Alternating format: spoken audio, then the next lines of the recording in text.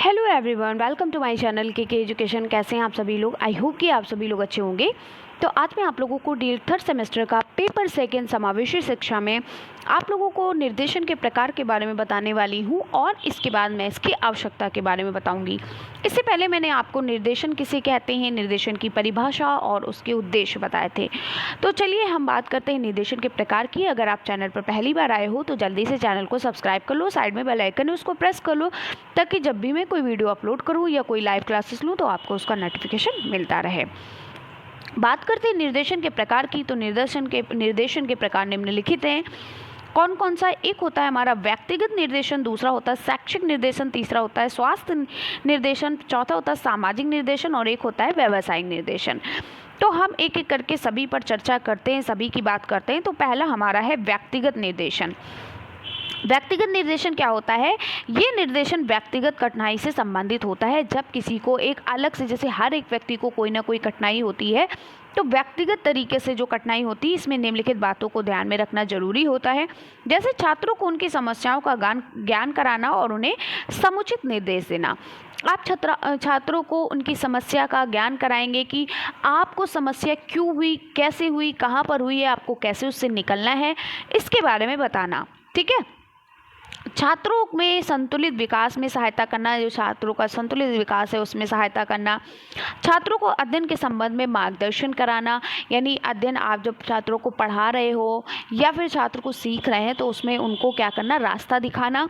छात्रों को वातावरण में सामंजस्य स्थापित करने में व्यक्तिगत रूप से सहायता करना, कि लोगों से कैसे मिलजुल कर रहे हैं, समाज में कैसे मिलजुल कर रहे हैं, एक दूसरे से मिलजुल कर रहने की जो वातावरण के साथ, एक दूसरे के साथ मिलजुल कर रहने की जो क्षमता होती है, उससे उन लोगों को रूबरू कराना। बात करते हैं हम शैक्षिक निर्देशन की। तो जोन्स के अनुसार शैक्षिक निर्देशन का अर्थ होता है उस व्यक्तिगत सहायता से जो छात्रों को इस कारण से प्रदान की जाती है कि वह अपने लिए विद्यालय पाठ्यक्रम, पाठ विषय एवं विद्यालय जीवन का चयन कर सके और उसमें समायोजन कर सके।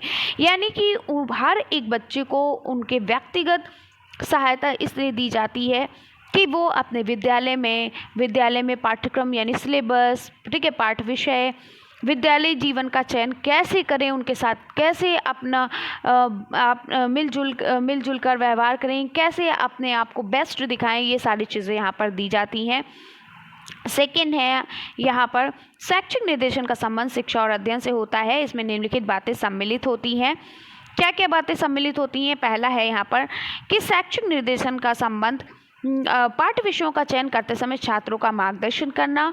इसके साथ साथ विद्यालय में प्रवेश के समय छात्रों के आवश्यक और उचित निर्देश देना, छात्रों को भावी योजना बनाने की सहायता देना और अन्य उच्च शिक्षा संस्थानों के संबंध में सूचना देना। छात्रों को ज्ञान अर्जन का अध्ययन की विधियां बताना कि वो किस तरीके से अपने ज्ञान को अर्जन कर सके, ज्ञान को अपने प्रतीत कर सके, इसलिए उनको अलग अलग विधियां बताना, मेथड बताना। छात्रों की पारिवारिक पृष्ठभूमि, शैक्षिक उपलब्धि तथा रुचियों और क्षमताओं की जानकारी प्राप्त कर उन्हें आवश्यकता तथा परिस्थिति के अनुसार सहायता या मार्गदर्शन देना। अगला है हमारा स्वास्थ्य निर्देशन। स्वास्थ्य निर्देशन क्या होता है? तो स्वास्थ्य निर्देशन संबंध विशेष रूप से छात्र की निम्नलिखित स्वास्थ्य सुरक्षा संबंधित से होता है। बिल्कुल आपको यहाँ पे पता ही चल रहा होगा कि स्वास्थ्य निर्देशन जो है वो बच्चे की स्वास्थ्य सुरक्षा से संबंधित ही होगा। छात्रों को स्वस्थ जीवन के महत्व के विषय में बताना कि किस तरीके से स्वस्थ रहना चाहिए, बच्चों को हाथ धुलना चाहिए, है ना, हैंड वॉश करते रहना चाहिए, बच्चों को साफ कपड़े पहनना चाहिए, डेली नहाना चाहिए, ब्रश करना चाहिए। ठीक है। तो इन सभी बातों का, नैतिक शिक्षा जो होती है उन सभी बातों का थोड़ा थोड़ा सिखाना बच्चों को नैतिक शिक्षा के माध्यम से। फिर क्या है? छात्रों को उत्तम स्वास्थ्य आदतों के विषय में जानकारी देना, जैसे मैंने अभी आपको बताया। स्वास्थ्य को हानि पहुंचाने वाली आदतों को छोड़ने के विषय में उचित परामर्श देना है कि छात्रों को किस चीज़ से उन्हें एलर्जी हो जाएगी, किस चीज़ से उन्हें हानि पहुंचेगी, किस चीज़ से उनका स्वास्थ्य बिगड़ जाएगा, इन सभी के बारे में बताना। छात्रों को प्राथमिक उपचार के विषय में जानकारी कराना और उनका प्रशिक्षण देना।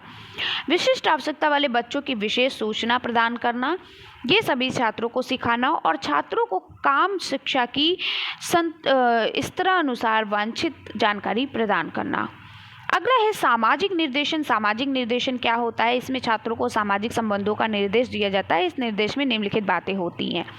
छात्रों को सामाजिक समायोजन के विषय में आवश्यक परामर्श देना, छात्रों को विभिन्न सामाजिक व्यवहारों के विषय में सूचनाएं प्रदान करना, छात्रों को विद्यालय के सामाजिक जीवन का ज्ञान कराना, विद्यालय में होने वाले विभिन्न कार्यक्रमों के आयोजन को संगठित करने में छात्रों की सहायता करना। अगला है व्यावसायिक निर्देशन। व्यावसायिक निर्देशन क्या होता है? व्यावसायिक निर्देशन के अंतर्गत छात्रों को वे सुझाव दिए जाते हैं जिन्हें ग्रहण करके वे भविष्य के लिए व्यवसाय का चुनाव कर सकते हैं कि आगे चलकर वो क्या बनेंगे। जैसे आप लोग डीएलएड की तैयारी कर रहे हो तो किस लिए कर रहे हो? क्योंकि आपको आगे गवर्नमेंट टीचर बनना है। इस विषय में निम्नलिखित बातों पर ध्यान दिया जाता है। किसी छात्र व्यक्ति विशेष ऐसी सहायता देना कि वह अपने उचित व्यवसाय का चुनाव ठीक प्रकार से कर सके। छात्रों को विभिन्न व्यवसायों के विषय में जानकारी करना, विभिन्न व्यवसायों के गुण और उनके दोष की सूचना प्रदान करना कि क्या सही है, क्या गलत है, उसमें क्या कमियां हैं, क्या अच्छाइयां हैं। छात्रों की रुचियों, योग्यताओं, क्षमताओं से संबंधित व्यवसाय की जानकारी प्राप्त करना और उनके आधार पर छात्रों को निर्देश देना। ये सबसे इम्पॉर्टेंट है, क्योंकि क्या होता है, जब हम लोग इंटर वगैरह कर रहे होते तो हम लोग की समझ में नहीं आता कि हम क्या करें। ठीक है, तो ये छात्रों को निर्देश जरूर देना चाहिए। अब वो जैसा बच्चा है, जिस विषय में अच्छा है या जिस विषय में बढ़िया कर रहा है, बेहतर कर रहा है, तो उसको उसकी जानकारी देना, उस विषय से संबंधित जो भी आगे वो व्यवसाय कर सकता है, आगे अपना जो भी कर सकता है, डिप्लोमा वगैरह, उसके बारे में उसको बताना।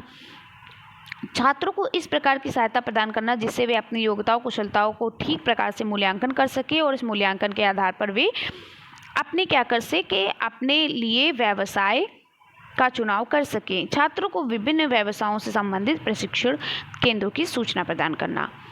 अब हम बात करते हैं निर्देशन की विधियां। निर्देशन की क्या होती हैं? 2 विधियां होती हैं, व्यक्तिगत संपर्क विधि और एक होती है सामूहिक विधि। बात करते हैं निर्देशन की आवश्यकता की, तो प्रत्येक समाज व राष्ट्र की अपेक्षा करता है कि उसके नागरिकों के व्यक्तित्व का सर्वांगीण विकास हो और वे अपनी योग्यता व क्षमता के अनुकूल अपना विकास कर राष्ट्र के विकास में अपना योगदान प्रदान कर सके। यह तभी संभव हो सकता है जब उन्हें यही सही निर्देशन प्राप्त हो। वर्तमान समय में औद्योगिकरण, नगरीकरण, जनसंख्या विस्फोट के परिणाम स्वरूप समाज में जो परिवर्तन हुए हैं उनके कारण आज निर्देशन की आवश्यकता और बढ़ गई है। और ये सत्य है कि जैसे जैसे क्या होता है, समाज की जटिलता बढ़ती जाएगी, वैसे वैसे निर्देशन की आवश्यकता भी बढ़ती जाएगी। तो हम बात करते हैं निर्देशन की आवश्यकता को हम 3 दृष्टिकोण से, 3 नज़रिए से देखते हैं, प्रस्तुत करते हैं। पहला है सामाजिक आर्थिक दृष्टिकोण से आवश्यकता, मनोवैज्ञानिक दृष्टिकोण से आवश्यकता और शैक्षिक दृष्टिकोण से आवश्यकता। अगर आपके शॉर्ट में पूछ रहा है कि निर्देशन की आवश्यकता बताइए, 1 नंबर का है, तो आपको बस यही 3 पॉइंट लिख देने हैं। निर्देशन की आवश्यकता 3 प्रकार से की जा सकती है, 3 दृष्टिकोणों को प्रस्तुत किया जा सकता है, सामाजिक आर्थिक दृष्टि से और मनोवैज्ञानिक दृष्टि से, शैक्षिक दृष्टिकोण से। ठीक है, सामाजिक आर्थिक दृष्टिकोण से आवश्यकता कैसे पड़ती? देखिए, आवश्यकता भी मैं आज ही आपको पढ़ा दे रही हूँ, क्योंकि अब बहुत ज़्यादा टाइम नहीं है, तो हमें सारी चीज़ें जल्दी जल्दी कवर करनी है। तो सामाजिक आर्थिक दृष्टिकोण से निर्देशन की आवश्यकता को निम्नलिखित रूप में प्रस्तुत किया जा सकता है। कैसे? जैसे औद्योगिकीकरण और नगरीकरण के द्वारा, संयुक्त परिवार प्रणाली का विघटन करके, पाश्चात्य सभ्यता का प्रभाव करके, परिवर्तित सामाजिक मूल्य के द्वारा, नैतिक धार्मिक परिवर्तन के द्वारा, जनसंख्या वृद्धि, ठीक है, और व्यक्तिगत संपर्क का अभाव, व्यवसायों की बहुलता, मनोनुकूल व्यवसाय का न मिल पाना। ठीक है, तो ये जो होती है, ये सभी हमारी सामाजिक आर्थिक दृष्टिकोण की जो आवश्यकता होती हैं। ठीक है, अगला है मनोवैज्ञानिक दृष्टिकोण से निर्देशन की आवश्यकता, व्यक्तित्व विभिन्नता को समझना, समायोजन, संवेगात्मक समस्याएं, ठीक है, व्यक्तित्व का विकास, खाली समय का सदुपयोग। शैक्षिक दृष्टिकोण से जो हमारे निर्देशन की आवश्यकता वो क्या होती है? पाठ्यक्रम का चयन, अपव्यय और अवरोधन रोकने के लिए, बढ़ती छात्र संख्या को, अनुशासनहीनता की समस्या को, विद्यालय में समायोजन की समस्या को, ठीक है, रोकने के लिए। निर्देशन कार्यक्रम के क्षेत्र जो हम कल पढ़ेंगे, तो आज तक यहीं तक रखेंगे। तो कैसी लगी वीडियो कमेंट्स में ज़रूर बताइएगा। आई होप आप खुद ही समझ गए होंगे सारी चीज़ें कैसे क्या करनी है। तो चलिए फिर हम मिलते हैं इसी तरीके से नेक्स्ट वीडियो में। तब तक के लिए बाय बाय, टेक केयर।